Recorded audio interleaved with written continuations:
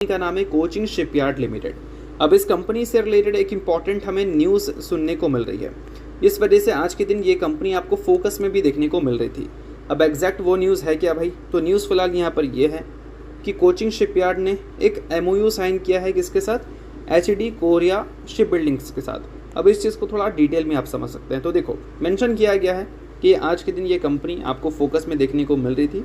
Reason है कि company का स्ट्रैटेजिक पार्टनरशिप हमें देखने को मिला है साउथ कोरियन कंपनी के साथ, जिसका नाम है HD Korea ship building and offshore engineering company limited, जिसको शॉर्ट में आप KSOE बोल सकते हैं।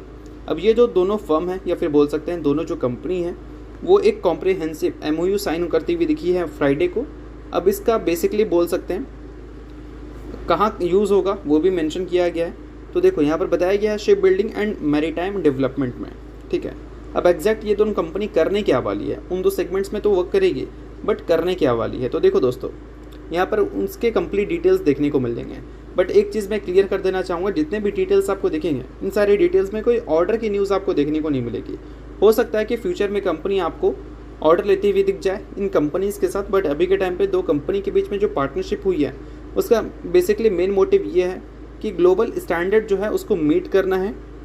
इनिशिएटिव बोल सकते हैं कंपनी को लाना है अपने प्रोडक्टिविटी एंड कैपेसिटी यूटिलाइजेशन को इम्प्रूव करने के लिए। तो यही सारी चीज़ें कंपनी ने हाईलाइट किया है। कोई ऑर्डर से रिलेटेड न्यूज़ हमें सुनने को नहीं मिली है। बट इसके अलावा दोस्तों एक न्यूज़ ज़रूर है जो कि 1-2 दिन पहले तो आई थी, बट वो न्यूज़ की वजह से कंपनी को ऑर्डर ज़रूर मिल सकते हैं।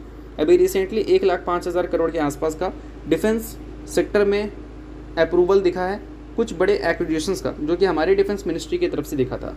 अब इसमें 3 बोल सकते हैं डिफेंस को हाईलाइट किया गया था, जिसमें एक था इंडियन नेवी, एयरफोर्स और उसके अलावा आप बोल सकते हैं इंडियन आर्मी। बट फिलहाल यहाँ पर न्यूज़ ये है कि अगर हम कोचिंग शिपयार्ड की बात करें तो ये नेवी के लिए काम करती है, आप सभी को पता है।